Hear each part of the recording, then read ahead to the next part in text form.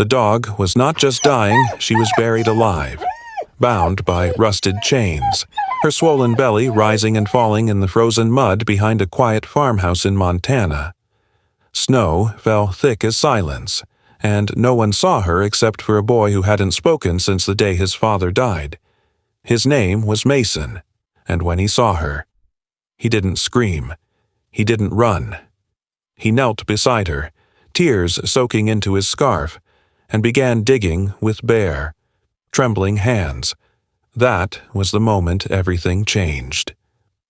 Before we begin this unforgettable story, would you mind sharing where you're from in the comments and if stories of love, loyalty, and second chances move?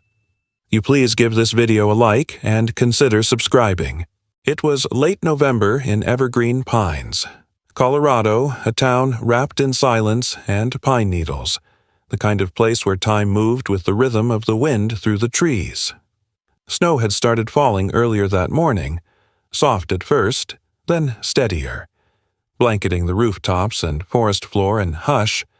The air smelled of cold earth and chimney smoke, and the sky, a bruised gray, warned of the blizzard creeping down from the mountains. Claire Henderson stood at the window of her modest two-bedroom house at the edge of the woods, her hands wrapped around a chipped ceramic mug. 32, with tired eyes and coffee-colored hair always pulled into a loose bun. Claire carried herself with a quiet determination. Tall and lean from years of stress and night shifts as a nurse, she was the kind of woman who used to laugh easily before the accident. Since then, grief and guilt had carved shadows beneath her eyes, and a solemnness clung to her like a second skin.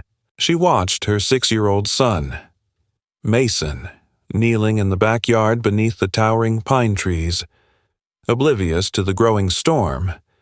He was dressed in a red puffer jacket and blue snow pants, his black hair tousled beneath a knitted hat. His movements were slow, deliberate, building small mounds of snow, brushing at the earth with his gloved fingers. He hadn't spoken in 7 months. Mason had once been a bright, chatty boy who loved storybooks and riddles. That changed after the crash that took his father's life. He was in the back seat when it happened. Claire never asked what he saw. The doctors called it selective mutism. Claire just called it the worst silence she'd ever known. Mason. She called softly through the open door. Stay close. Okay, he didn't answer, but he lifted one mittened hand to show he'd heard. Then he turned back to whatever had caught his interest in the snow. Claire sighed and returned to folding laundry on the couch, the hum of the space heater, her only companion, outside. The snowfall thickened.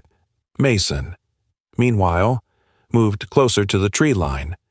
Something strange jutted from the snow beneath the lowest boughs, a shape, golden but caked in dirt, and still. He crouched, scraping at the crusted mud. What he saw beneath made his breath hitch. It was a dog, a large golden retriever, her once cream fur now matted and dark with soil. She was half buried in the mud, her sides barely rising, breath shallow. Her eyes were open but glazed, her body limp, a rusty chain coiled around her neck, disappearing into the earth. Her belly was round, distended with the weight of life not yet born. Mason knelt by her, bare hands tearing at the cold mud. His fingers turned red with effort. The snow blew harder now, sticking to his jacket, his hair, the dog's fur. She made no sound, only a soft blink when Mason touched her side. He paused and looked into her amber eyes. Something passed between them. Not words, not even thoughts, just something that rooted him in place, back in the house. Claire finished the last shirt and glanced outside again. Her heart stopped. Mason. The boy wasn't in sight. Panic flared. She dropped the laundry and grabbed her boots and coat, the wind slamming the door against the house as she burst into the yard.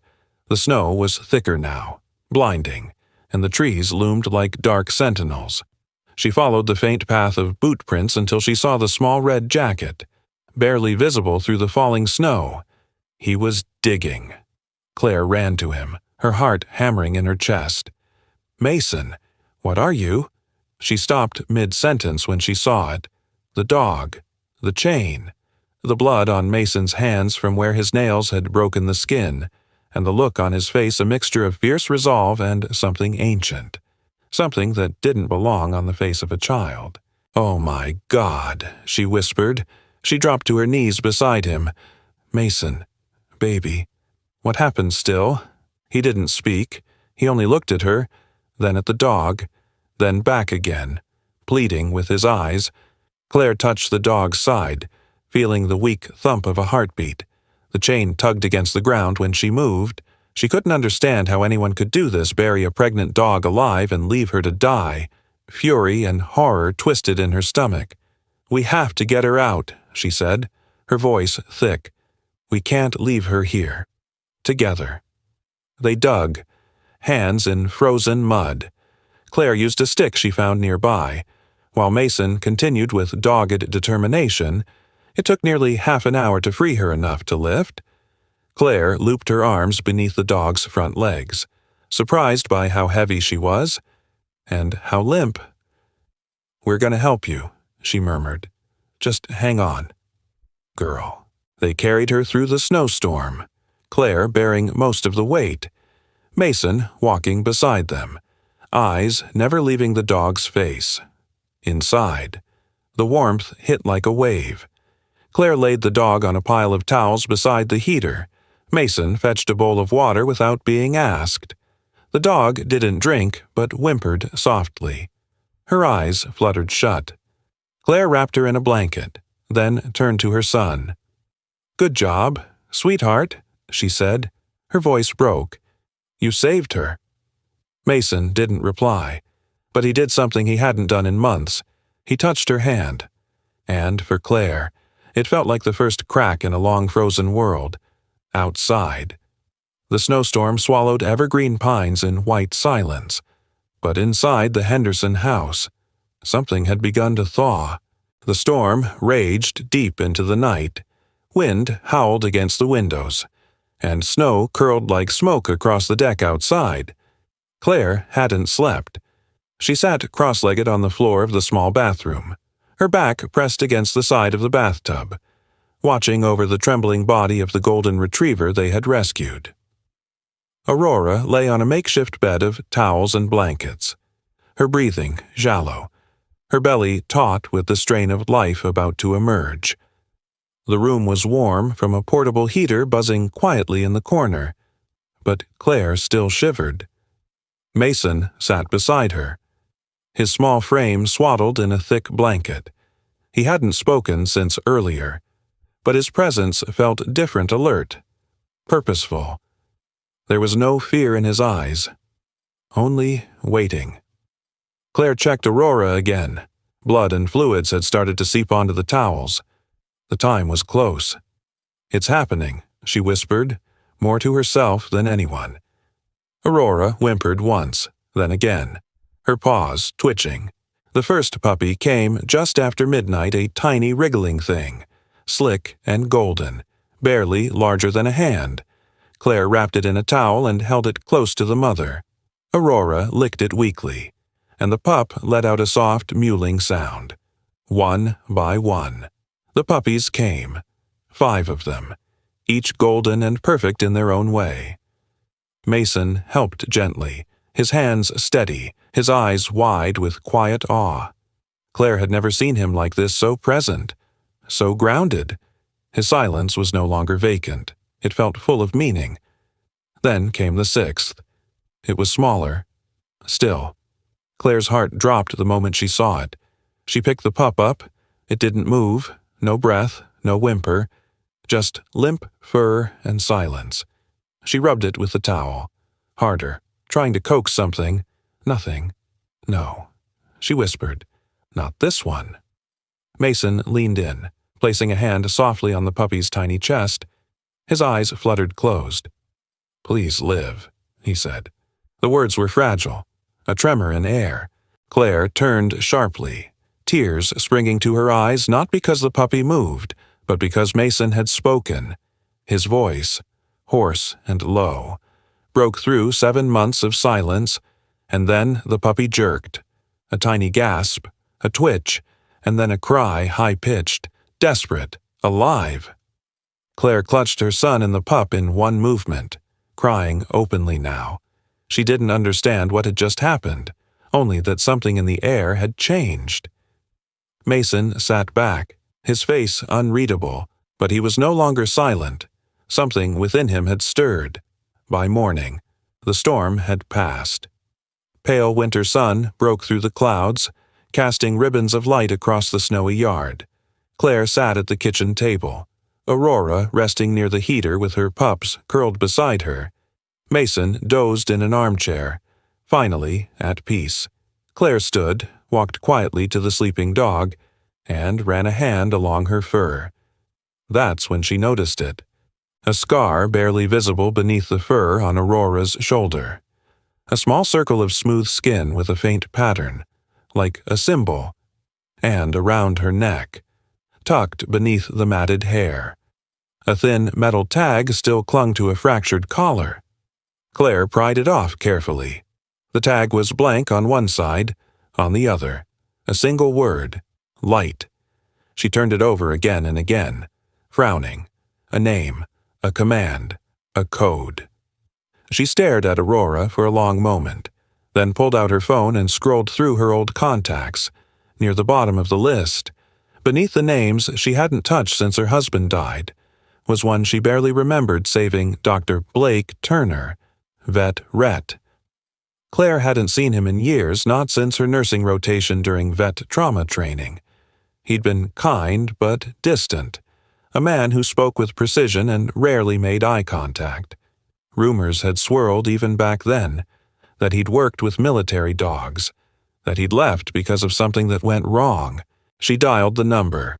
It rang 4 times before a gravelly voice answered. "This is Blake, Dr. Ian Turner," Claire said, surprised by how nervous she sounded. "It's Claire Henderson, from County Health. You probably don't remember me, I do." That stopped her. "He remembered I have a situation," she said quickly. "A dog. She was buried in the woods. Pregnant. We rescued her. She gave birth last night. But there's something strange." How strange, he asked. Voice flat. "She has a scar, a circular one, and a tag. It says, light." Silence on the other end. "Where are you?" he asked. "Evergreen Pines. I'll be there before dark." Claire stared at the phone after the line went dead. Just like that, no more questions. She didn't know whether to feel relieved or alarmed that afternoon, as she watched Aurora sleep. Claire let her fingers trail along the scar again. What had this dog been through? Why was Mason so drawn to her? And how did that one fragile word from a child who hadn't spoken in months bring a puppy back from the edge? There was a knock at the door just after sunset. When Claire opened it, the man on the porch was taller than she remembered. Blake Turner looked like the wind had carved him out of the Rockies themselves, in his late 50s, with sharp cheekbones and white-gray stubble. He wore a faded army green coat and jeans caked with dust. His eyes, pale and restless, scanned the room behind her as if expecting danger to leap from the shadows. "Where is she?" he asked. Claire led him inside. Aurora raised her head as Blake approached, her golden eyes tracking his movements. Ears perked. He crouched beside her without touching her, studying the scar and tag. Then he looked at the puppies. She responded to the boy he asked. Claire nodded. Especially last night. Did the boy speak to her first words in 7 months? She whispered. Blake's jaw tightened. Then this wasn't a coincidence. "What do you mean?" He stood slowly, rubbing the bridge of his nose. "She's not just any dog. She was part of something called Project Light Sense, a military experiment to enhance canine perception beyond scent or sound. We trained them to respond to emotional frequency, empathy, fear, connection. But it went too far. Some of them began to anticipate human thought. Claire blinked. That's science fiction. No, Blake said. It's science buried under fiction. He knelt again, this time placing a hand on the smallest puppy, the one that had nearly died. And this one, he asked. We call him Halo, Mason whispered from the chair, now awake and watching. Blake looked over at the boy and nodded once. Good name. By early December, evergreen pines wore a crown of ice. Icicles dripped like glass daggers from rooftops, and the snow on the ground had crusted over with a sheen that cracked underfoot. The town was waking slowly from the storm's grip, but in the Henderson house, something else was beginning to stir, something older, stranger than weather. Claire stood in the kitchen, flipping pancakes on the stove, her hands moving on autopilot. Aurora lay curled near the fireplace, her body still thin from the trauma. But her golden coat had regained its luster. The 6 puppies nestled against her belly, warm and safe, their tiny breaths rising like steam in the morning light. Mason sat at the table, sketching silently. He had drawn a cave, with lines of energy spiraling from it like heat waves or sound. In the corner of the page, he had drawn Aurora, her eyes glowing faintly, and himself standing at the cave's entrance. Claire leaned over to look. What's this? Sweetheart. He didn't answer, but he tapped the cave, then pointed out the window toward the woods. Claire's stomach turned. Is that somewhere you saw? He nodded slowly, before she could ask more. There was a knock at the door. Firm, authoritative. Claire opened it to find a man in uniform, Sheriff Daniel Carter. He was in his mid-40s, tall, broad-shouldered, with the air of someone who had seen too much and learned to say too little.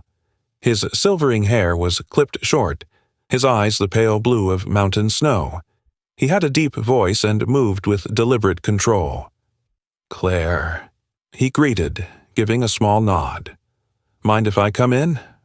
Of course not. Sheriff. Her voice stayed calm, but she felt her pulse rise. He stepped inside, brushing snow off his boots, his eyes scanning the room.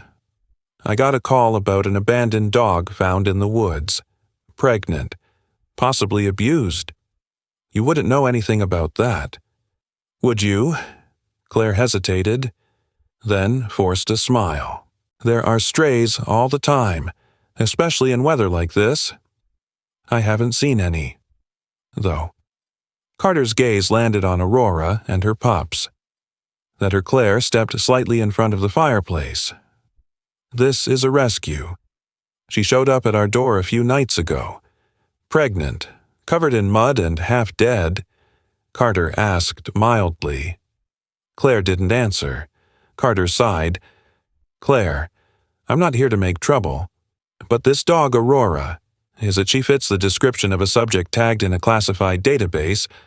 I can't access the full report, but I saw enough. Project Light Sense. Claire's eyes narrowed. How do you know about that? Carter's face tightened. I served in Afghanistan. We ran operations alongside trained dogs smarter than any I'd ever seen. One of them reacted before any shot was fired. Saved 3 of my men. Her name was Ember. The day she was taken away for the program. She whimpered like she knew she'd never come back. Same mark on the shoulder as your girl. Aurora lifted her head at the sound of his voice, her ears twitching. Claire said nothing. Carter looked at her more gently now. I'm not here to report you, but if she's part of that program, she's not safe, and neither are you. Just then. Mason stood from the table and walked toward the door. He was barefoot, still in pajamas. His eyes were wide but distant, like he was listening to something no one else could hear. He pointed toward the forest. There's something out there. Carter looked at Claire. Does he do that often? He's been different, she said, since Aurora came. Aurora suddenly rose, her body tense. She barked once, sharp and urgent. Claire didn't question it. "Get your coat." Mason. They followed the dog into the woods, Carter behind them, hand resting on the grip of his sidearm. The snow was deep, and the cold cut through coats and boots, but Mason pressed on ahead, eyes fixed on a point none of the adults could see. After nearly 20 minutes, they reached a rocky outcrop hidden by pine and brush. Aurora stopped suddenly and sniffed the ground. Then she pawed at a patch of snow. Claire knelt beside her and helped dig. Beneath the frozen soil was a narrow opening, a natural cave entrance, barely large enough for a person to crawl through. Carter clicked on a flashlight. "Stay here. I'll go in first." But Mason shook his head. "I know where to go." Carter blinked. "You've never been here." "I dreamed it," Mason said. Claire hesitated, then nodded. "Let him lead. We'll follow close." Inside. The cave narrowed, then opened into a chamber ringed with stone and ice. At the far end, nestled in a crevice, was something metallic blinking faintly red. Carter approached slowly, sweeping the light over it. "It's a tracking device," he murmured. "Military grade. Buried in a pup." Claire moved closer. "One of Aurora's." "No," he said. "This was implanted recently. Look at the casing, it's new." Aurora growled low, ears flat. Carter lifted the device with gloved hands. Someone's still tracking her, and they're close. Mason stepped to his mother, holding her hand. "She showed me this. In my sleep." Claire turned to Carter. "You said she saved your men. What if she's more than a weapon?" "She is," he said quietly. "That's why they want her back." The knock on the door was neither loud nor forceful, but it came at 2:14 a.m., with a precision that awakened something primal in Claire. The snow outside had thickened into a white curtain, muffling even the wind's howl, and yet the knock cut through it like the crack of a rifle. Claire moved quietly, her thick wool socks barely making a sound on the wooden floor. She peeked through the narrow window beside the door and immediately felt a chill deeper than the winter cold. A man stood there, tall, lean, and clean-shaven with angular features that looked like they were sculpted rather than grown. His jacket bore a small silver badge that caught the porch light, reflecting the words Federal Animal Control in neatly engraved letters. He had no hat, no snow on his shoulders despite the blizzard, and, most disturbingly, no expression. "My name is Agent Hall," he said as soon as Claire opened the door a crack. His voice was smooth, controlled, with an almost synthetic calm. "We received a report of an unregistered canine in this household. We're here to collect the specimen and its offspring. Aurora," lying beside the fireplace, suddenly stood. Her ears went flat against her head, and a low, thunderous growl emerged from her throat. It wasn't a warning, it was a memory surfacing. Claire hesitated. "Who reported it, I'm not at liberty to say." Hall replied, "But failure to comply will be escalated." Claire's fingers itched toward her phone. "You'll have to wait here." She shut the door before he could respond and dialed Sheriff Carter. Sheriff George Carter had been the town's lawman for over 20 years, heavy-set and weathered, with a crooked nose from a high school football injury. Carter wasn't easily shaken, but when he heard Claire's voice, he didn't ask questions. "Stay inside. I'm coming." Meanwhile, Mason had wandered downstairs. The boy's face was still pale, his eyes distant from the stress of the past few days, but he moved with quiet purpose now. He looked at Aurora, then back at Claire. "He's not from any agency," Mason said softly. "Aurora knows him. She showed me." His hand rested on the smallest puppy, a runt with a golden spot over one eye, as if sensing Mason's worry. The pup trembled, and light flickered faintly beneath its fur. Claire barely had time to react before the front doorknob twisted again. This time, It didn't knock. "Go," she hissed, grabbing Mason's coat and tossing it over his shoulders. "Take the dogs. Out the back. I'll stall him." They slipped into the storm through the back porch, the snow waist-deep in places. Aurora led the way, carrying 2 pups in her jaw while the others followed closely behind Mason, who cradled the runt against his chest. Claire remained, armed with nothing but a broom handle and the hope that Carter would arrive before Hall forced his way inside. They didn't make it far before headlights swept across the trees behind them. A second vehicle, reinforcements. Aurora whined sharply, then darted right toward the old logging trail Claire had shown her once before. Mason followed, boots crunching in the snow. His breath came in clouds, but the adrenaline made him blind to the cold.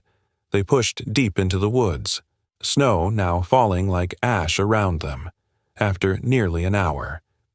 They reached a shallow cave near the cliffs. It had been used by hikers once, but now it offered shelter from the wind. Mason collapsed inside, exhausted. Aurora lay the pups down carefully. The runt still trembled in Mason's arms.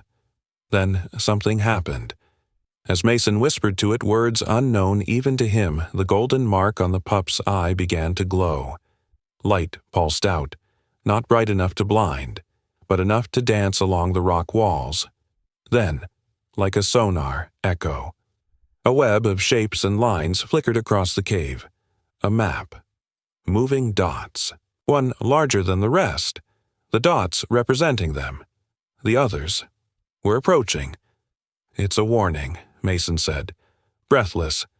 "And a path. It's showing us where not to go." Just then, a new figure entered the cave. Dr. Blake Turner. He was covered in a heavy forest green parka, dusted with frost, a duffel slung over his shoulder. His face was lean and tired, with a deep scar trailing from the base of his neck to his collarbone. He nodded once at Mason. "I followed the signal." He said, "You're lucky I got here before they scrambled it." He knelt beside Aurora, scanning her with a compact humming device. When the scanner pinged, he frowned and pulled out a second device, a signal disruptor roughly the size of a deck of cards. "We'll disable their tracking." Blake turned to Claire, who had caught up at last, escorted by Carter breathless, red-cheeked, snow clinging to his beard like icing sugar. The sheriff took one look at Hall's credentials and shook his head. "That badge? It's counterfeit. There's no federal division for animal control. He's black ops." Claire didn't blink. Why is he after her?" Blake exhaled, slow and heavy. Aurora was part of something called Project Light Sense. It was shut down after the subjects developed abilities beyond control. Aurora was unique, but when she became pregnant, she was marked for elimination. Off-plan reproduction was unacceptable to the military. They assumed she didn't survive. Clearly, they were wrong. Claire glanced down at the runt in Mason's arms. Its light had faded, but the glow lingered in Mason's eyes now, as if something ancient had passed between them. Outside, the storm raged louder, but inside the cave, the family huddled close, knowing they had just crossed a line from protection into revelation. By the time the first light of morning pierced the pine-covered horizon of Cedar Falls, the storm had melted into a crisp stillness. The cave no longer seemed like a place of hiding, but a sanctuary born out of survival. The snow glistened, the sky bled gold and blue, and the air smelled of pine needles and thawing hope. Sheriff George Carter stood outside the cave entrance, his boots crunching in the hardened snow. A steaming thermos of coffee steamed in his gloved hands. His face bore the fatigue of sleepless hours, but his eyes carried something steadier now resolve. After everything he'd seen, the glowing pup, the fake agent, the mutilated chips in the dogs' necks, he knew the truth had outgrown local jurisdiction. The man beside him, Dr. Blake Turner, was reviewing the disabled tracking chip retrieved from Halo, the smallest pup, The chip now sat in a sealed biohazard container, its circuitry deactivated. Blake's narrow face was unshaven, his eyes hidden behind wire-rimmed glasses that always seemed to catch the sun just enough to obscure what lay behind them. Yet, this morning, his words were clear. "This is military-grade biotech," he said to Carter. "Made to suppress and monitor cognitive growth through synaptic feedback. It wasn't just tracking them, it was limiting them." Carter cursed under his breath, and it was in a puppy. The sheriff returned to his patrol SUV, switched on the encrypted satellite phone, and dialed a number he had not used in years, an old contact from the state's Veteran Association. Now working with the Military Animal Rights Coalition.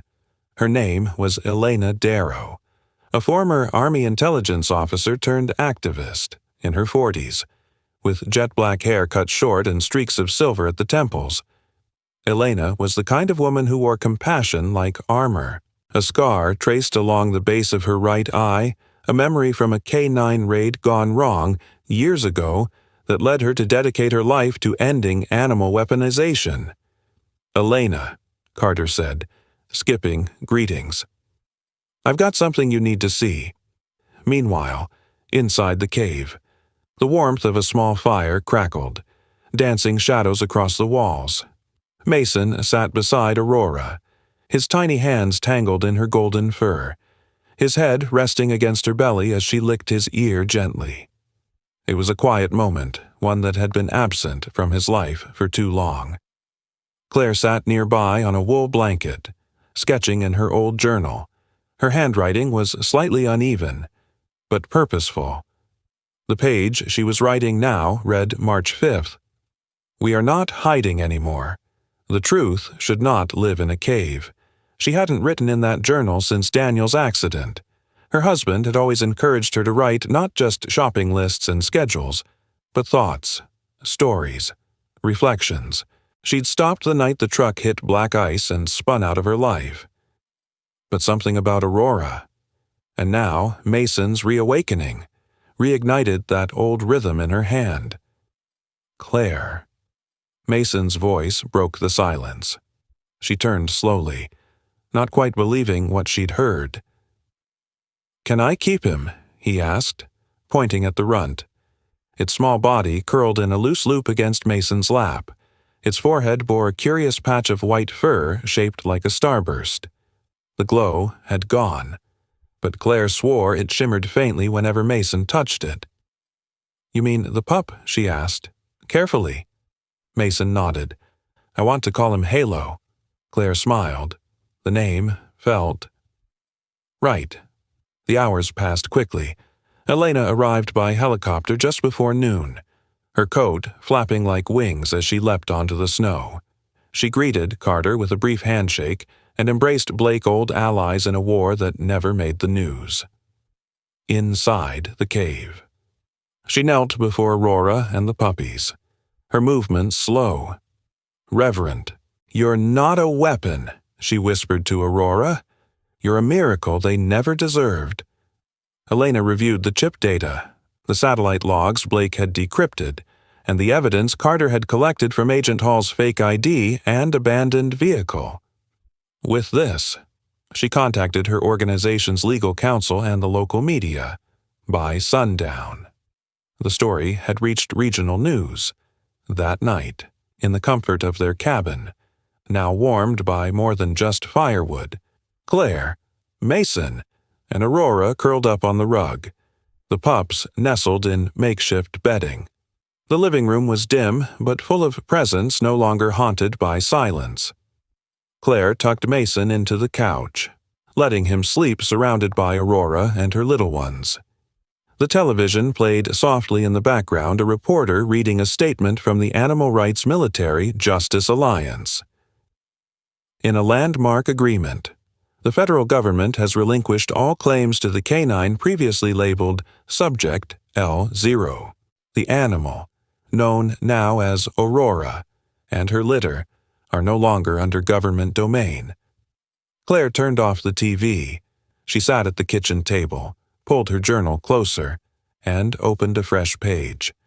I'm writing this for all the mothers who didn't know their child could laugh again, for all the soldiers who returned with scars invisible to the eye, and for every animal used, broken, then forgotten until someone remembered they were more than an experiment. Her pen moved without stopping. Sometimes, miracles don't come with lightning or trumpets from the sky.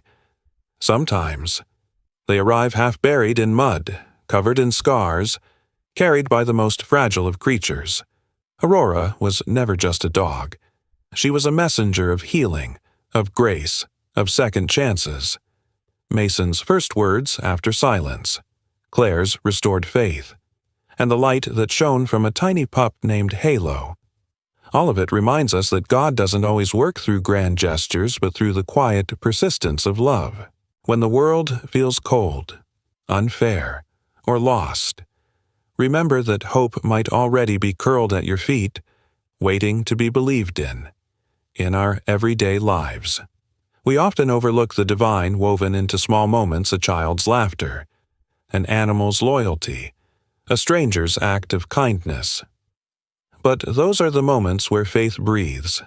If this story touched your heart, please share it with someone who needs hope today.